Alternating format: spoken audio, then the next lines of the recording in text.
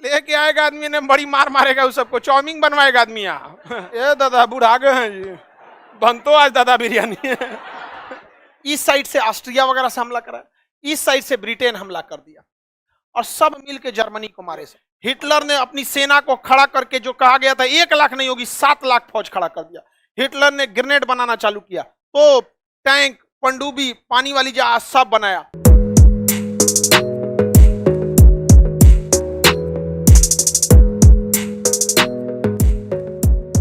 मिलेगा जर्मनी। ये देश कौन हो गया? जर्मनी। जर्मनी को एक्चुअली में कब्जा करना था रूस पर, लेकिन रूस इतना बड़ा है कि कब्जा करना बड़ा मुश्किल था। तो जर्मनी ने ना गेम खेला, किसके साथ? रूस के साथ। जर्मनी ने कहा कि जब हम पोलैंड पर हमला करेंगे ना, तो तुम चुप रहना, हम पोलैंड को हरा के पोलैंड तुमको दे देंगे, बदले में तुम हमें अनाज दे देना।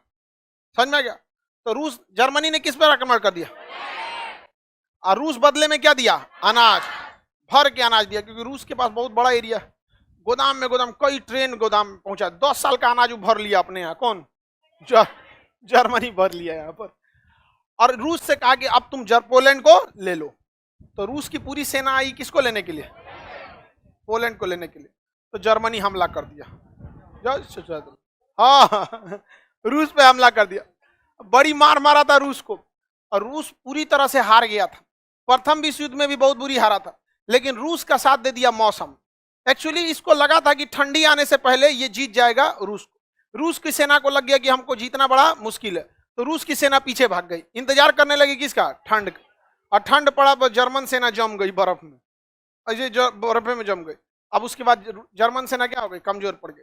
ये आपको जब वर्ल्ड हिस्ट्री पढ़ाएंगे तो उसमें पूरा डिटेल से बताएंगे, लेकिन सेकेंड वर्ल्ड वॉर का मेन कारण यही था, जर्मनी ने किस पर आक्रमण कर दिया था? पोलैंड।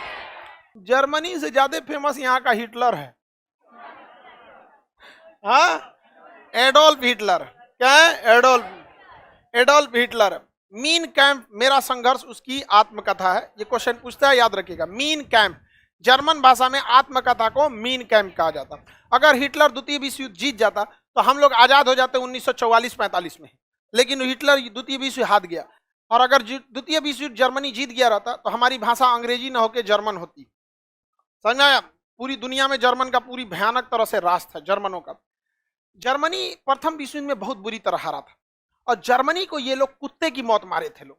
फ्रांस इधर से हमला किया जर्मनी के ऊपर, इस साइड से ऑस्ट्रिया वगैरह से हमला करा, इस साइड से ब्रिटेन हमला कर दिया, और सब मिलके जर्मनी को मारे सब।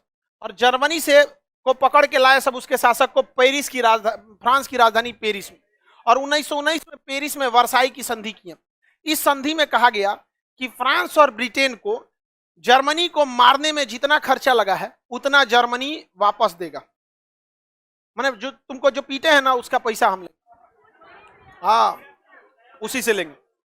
जब सरकार आपका घर गिराती है ना, तो आप ही से पैसा लेती है। अगर आप इलीगल घर बना लिए हैं सरकारी जमीन पे, सरकार आएगी ना, अगर तोड़ेगी ना उसको, तो आप ही से पैसा थमा देगी।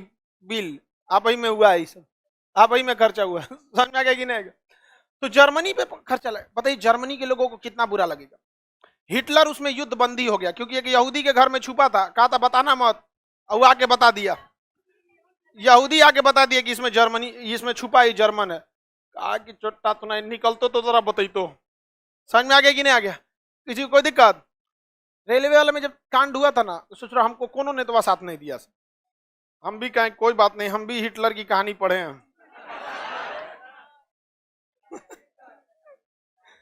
समझ में आ गया कि नहीं आ गया? अब जो हिटलर जो जब भड़क गया किसके ऊपर? ज्यूस, यहूदियों को इंग्लिश में क्या कहा जाए? ज्यू। कहा कि तोरा हम छोड़ेंगे नहीं, लेकिन क्या कर सकते, युद्ध बंदी था, जेल में था हिटलर, उसके बारूद लग गया था, आंख पे ब्लास्ट हुआ था ना, आंख पे बारूद लग गया, तो उससे कम दिख रहा था। वर्साई की संधि जब हुई तो कहा गया कि जर्मनी सारा पैसा देगा, और संधि में लिखवाया गया कि जर्मनी कभी भी एयरफोर्स नहीं रख सकता है, जर्मनी कभी भी नेवी नहीं रख सकता है, जर्मनी कभी भी पनडुब्बी नहीं रख सकता है, जर्मनी कभी भी 1 लाख से ज्यादा फौज नहीं रख सकता है, जर्मनी का सारा कोयला क्षेत्र फ्रांस का हो जाएगा। बताइए, यह दूसरी विश्व युद्ध के लिए एक निमंत्रण नहीं था? आप हिटलर को गरियाते ही उसके साथ क्या बीता था, आपने कभी सोचा है? यहाँ पर बहुत जर्मनी को बर्बाद किया। हिटलर को जब ये वर्साई की संधि पता चली तो हॉस्पिटल में इतना रोया था कि डॉक्टर ने लिखा था कि बिना दवा दिए इसकी आंख की रोशनी सही हो गई। इतना रोया था वहां पर। वो गाना है ना, इतना रोया हूं मैं याद करके तुझे, आंसुओं में मुझे डूब जाना पड़ा। तो हिटलर ने ऐसे रोया था। हालांकि ये सब तो लड़कियां को बेवकूफ बनाने के लिए लड़कवा कहता है, आंसू में डूब के मरेंगे। सोचा बच कैसे गया यहाँ पर, नहीं समझ में। लड़कियां सब वहां जाती, ओ माय गॉड कितना मानता है, पहिलका से भी ज्यादा मानता है। कि नहीं? बताइए ध्यान से, जर्मनी के साथ भेदभाव हुआ था कि नहीं हुआ था? हिटलर निकला जेल से, मीन कैंप वगैरह लिखा, आया सेना में भर्ती हुआ, सेना में योग्यता के दम पर ऊपर गया, और वहां पर जब ऊपर पहुंचा तो वहां पे वाम हिंडनबर्ग जो वहां के प्रेसिडेंट थे, वाम हिंडनबर्ग को साइड किया, उनकी मरवा दिया यही। अरे उनकी एसेसिनेट हुआ था। वो लोग बड़े बड़े प्रधानमंत्री राष्ट्रपति मरते नहीं, साइडे लगवा देता। हमारे ये शास्त्री जी, लाल बहादुर शास्त्री, क्या ऐसे थोड़े हुए थे? उनके साथ भी बहुत बड़ी कॉन्स्पिरेसी थी। वाम हिंडनबर्ग गए, इसने क्या किया, आपातकालीन में शासन संभाला और संविधान में संशोधन कर दिया कि सेना के हाथ में ही सब कुछ रहेगा। और हिटलर ने पूरी देश के लोगों से कहा कि क्या तुम्हारा खून नहीं खौलता है कि तुम्हारे देश का कोयला तुम्हारा दुश्मन ले जा रहा है? तुम्हारे पास किस चीज की कमी है कि तुम एयरफोर्स नहीं रख सकते हो? तुम्हारे अंदर क्या वो जुनून नहीं है जो तुम नेवी के युद्धपोत संभाल सकते हो? पूरी देश की जनता हिटलर के क्या हो गई, साथ। हिटलर के पूरी देश का साथ हो गया। हिटलर ने सबसे पहले एयरफोर्स बनाया, हिटलर ने सारा नेवी बनाया, लोग कुछ नहीं बोले। हिटलर ने अपनी सेना को खड़ा करके, जो कहा गया था 1 लाख नहीं होगी 7 लाख फौज खड़ा कर दिया। हिटलर ने ग्रेनेड बनाना चालू किया, तोप, टैंक, पनडुब्बी, पानी वाली जहाज सब बनाया। जब सब बना लिया ना, तो फ्रांस को 1 दिन में कब्जा कर लिया। 1 दिन में फ्रांस के राष्ट्रपति भाग रहे थे, ट्रेन में पकड़ के उतारा, ट्रेन में से उतर, प्लेटफॉर्म पे बैठा के साइन कराया था कि जर्मनी से तुम जितना कोयला ले गए हो वो 10% ब्याज से वापस कर दो। तो 20 सालों तक जितना कोयला ले गए थे ना, उतना वापस किए थे 10% के ब्याज। और जिस वर्साई की संधि में उठ के जर्मनी को सताया गया था, हिटलर का यही है ना वो महल, वर्साई का महल, अब फ्रांस को बताता है, धो के मारा था फ्रांस को। फ्रांस को बचाने के लिए आई थी इंग्लैंड की सेना। इंग्लैंड की सेना को चारों ओर से घेर लिया था जर्मनी ने। इतना मार मारा था ना, इतना मार मारा था कि वहां के राष्ट्रपति जो थे उस समय के प्राइम मिनिस्टर चर्चिल थे, उनको संसद में बयान देना पड़ा था कि हमारी सेना इतनी क्यों मरा रही है। किसी तरह तालिबान वाला घेर के मारा था अमेरिका को। और यहाँ एक नारमंडी बीच है, नारमंडी बीच के बाद डेंकन आइलैंड है, वहां से ये सब भागे थे, सब पानी में कूद कूद के भाग भाग भाग जर्मनी आ गया। यहाँ पर इतना मार मारा, यहाँ पे लंदन के ऊपर 15 दिन 15 रात बिना रुके बम गिराया था। जो लंदन देख रहे हैं दूसरा लंदन है, पहले का तो उड़ा दिया ही। उसका जो पुरानका लंदन था उसका 80% तो उड़ा दिया। 15 दिन 15 रात बिना रुके बम गिराया था। किसने? जर्मनी। इतना मार मारा जिसका कोई हद नहीं रहा। नीचे ऊंचे सब जना को चौपट कर दिया। यहाँ पे इधर पोलैंड को मार दिया। तो नीचे में एक तो था इटली, इटली का शासक था डोमिटो मुसोलिनी, बैल था ससुराई, पागल था। यहाँ पे देखिए, युद्ध परिस्थितियों के हिसाब से होना चाहिए, शौक से नहीं। जर्मनी युद्ध परिस्थितियों के हिसाब से कर रहा था। और डोमिटो मुसोलिनी कह रहा है कि जो पुरुष युद्ध नहीं लड़ा वो बांझ महिला के समान है। कोई बात है? बांझ महिला उसे कहते हैं जिसके बच्चे नहीं होते हैं। समझा गया कि नहीं? तो कह रहा है कि जो युद्ध नहीं लड़ा वो बांझ महिला के समान है। तो ये तो आप जबरदस्ती युद्ध में थोप रहे हैं। युद्ध परिस्थितियों के हिसाब से होना चाहिए, राष्ट्र हित में होना चाहिए।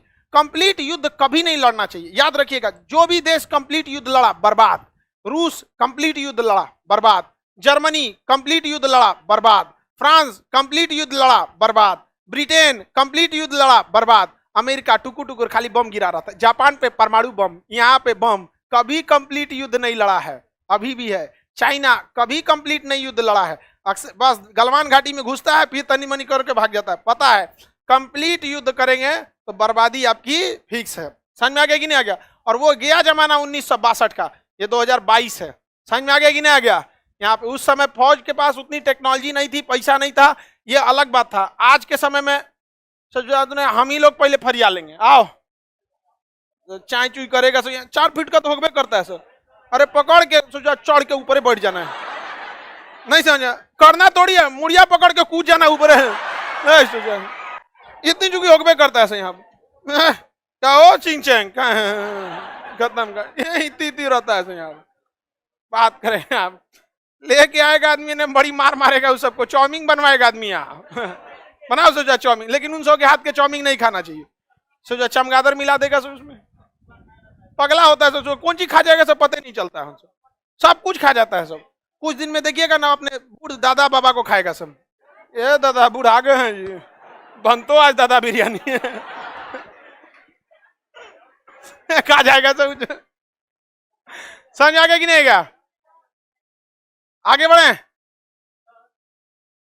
सुभाष चंद्र बोस हिटलर, हाँ हाँ विरोध किया था, वो मन में नहीं किया, विरोध किया तो माना नहीं। जर्मनी बनाते गया, चुपचाप बना रहा था। भारत की तरह थोड़ी ना कि हमारे यहाँ नेपाल से विवाद कैसे शुरू हो गया। नेपाल में हम लोग एक सड़क बनाए थे तो राजनाथ सिंह उद्घाटन करने चल गए। अरे क्या मतलब बनता है, बॉर्डर पे बन रहा था आपको उद्घाटन कैला बिना? समझ में आ गया कि नहीं? जहां उस चुपचाप बना रहा था, कोई उद्घाटन नहीं, सब बन गया। तब इन लोगों को लगा कि जर्मनी के पास 1500 पायलट है, सब उससे 4000 पायलट रखा था, 3 गुना 4 गुना का अंतर था यहाँ पर। और ब्रिटेन के पास पायलटे नहीं थे सब। ब्रिटेन ने भी कहा हम भी मारेंगे 15 दिन तक बम। ब्रिटेन के पायलट 2 दिन से सोए नहीं थे सब, जजिए में सो दिया था।